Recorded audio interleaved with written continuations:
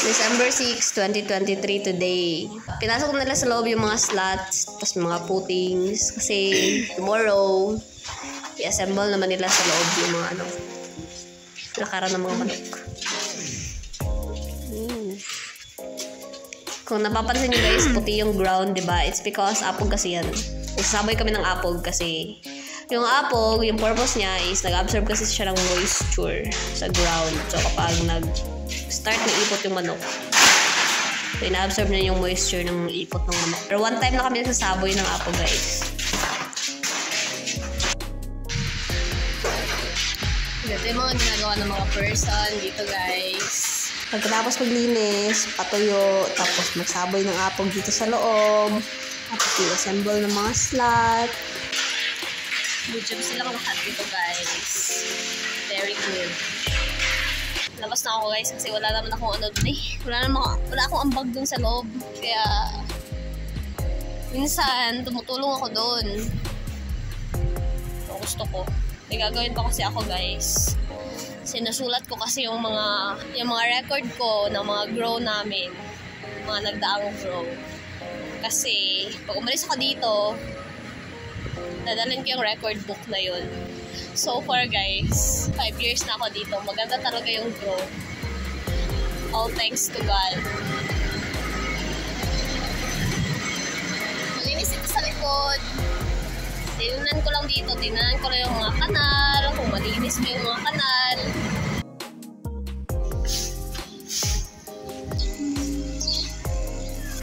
Dito ka sa loob ngayon. Nagpapahid na sila Kuya Ryan ng nagpapahid sila guys ng mga pandikit sa mga plastic twine. Maganda din to na nagpapahid na medyo early para kung meron ng mga langaw na naiwan dito sa loob. Madikit sila agad kung meron ng mga langaw na naiwan dito sa loob. Tapos, naka-prepare na din guys yung mga plastic screen na gagamitin for brooding. So, meron din mga plastic screen sa gilid guys kung napapansin nyo. Para kasi yan sa para hindi maulog yung mga manok sa gilid. Ito, nilatag namin to. Purpose nito guys, is para lang talaga sa protection ng mga protection ng paa ng mga sisiw.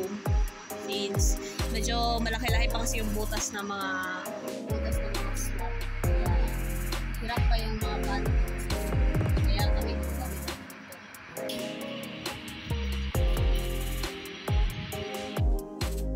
I'm here inside the building guys. Tapos na sila Humana sila set of brooding. We're all set and we're ready. We're ready to go. Para naman disinfectant guys.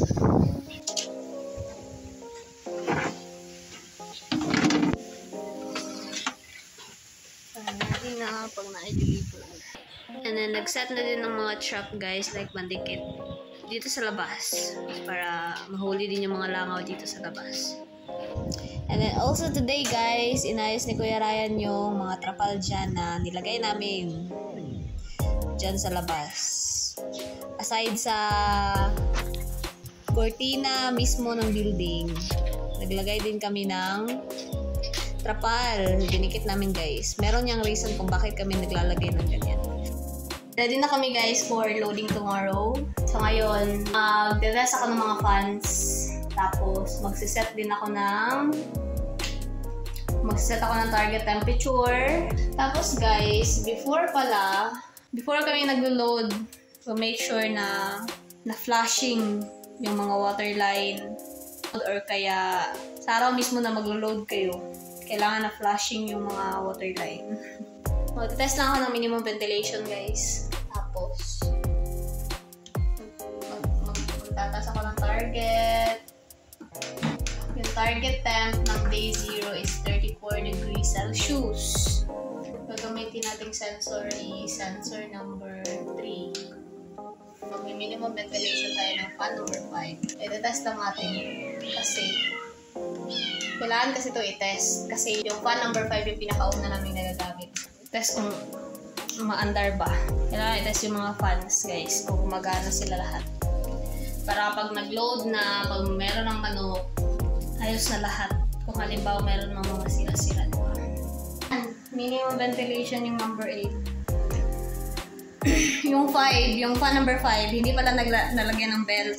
Kaya hindi siya umandar. Shocks naman ako. So may mga instances na baka magulat ka na lang, may manok na kayo tapos hindi nyo na-check yung mga fans kung magana ba o hindi. Diba? So importante yung mag-test. I-test muna yung mga fans bago tayo mag-operate. Tapos guys, kapag wala nang ginagawa yung mga tao, let's say for example, ready na talaga kayo for load, as in all set na, saka naman nangunguha ng mga panggatong yung mga tao. So yung panggatong guys, ginagamit namin yan during brooding. Ilalagay namin sa heater, joke lang. Nag-iinit kasi ng tubig guys, nag-iinit ng tubig, tapos binubuhos namin yung mainit na tubig sa mga LPG, tangke ng mga LPG na ginagamit, nakasalang. Nakakaano daw yun nakaka-save daw yun ng gamit ng LPG.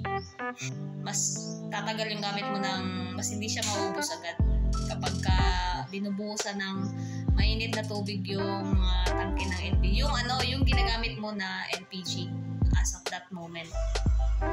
So kaya kami gumagamit ng panggatong.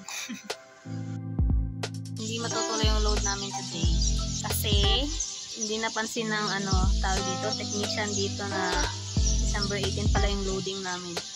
Kaya pala parang feeling ko hindi ako excited kasi hindi pala matutuloy yung load. Kaya pala parang pakiramdam ko hindi talaga hindi siya yung usual na araw na pag may load talaga na alam niyo yun. Basta ako lang nakakaintindihan guys. Yung ginagawa ko guys pag I'm bored with my life. Sa Monday na guys yung loading namin. So see you on Monday.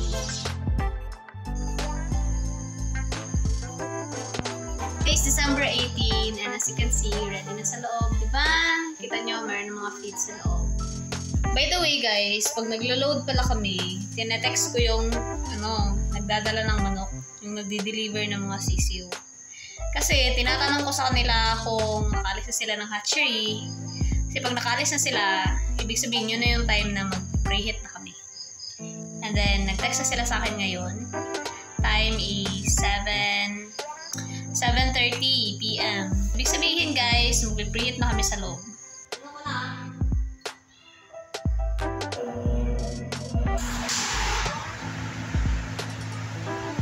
Tapos, i-check natin yung buga ng mga apoy.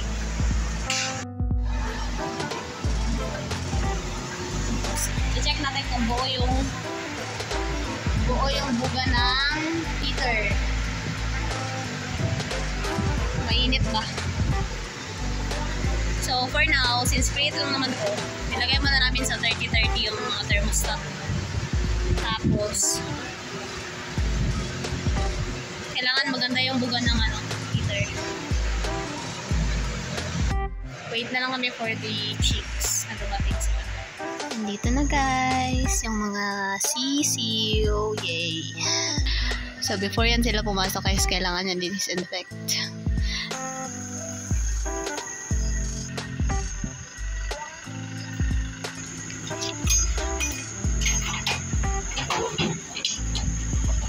Ready! And then also guys, make sure na tama yung bilang ng mga crates na napasok kasi para hindi kami makulangan ng manok, 'di ba?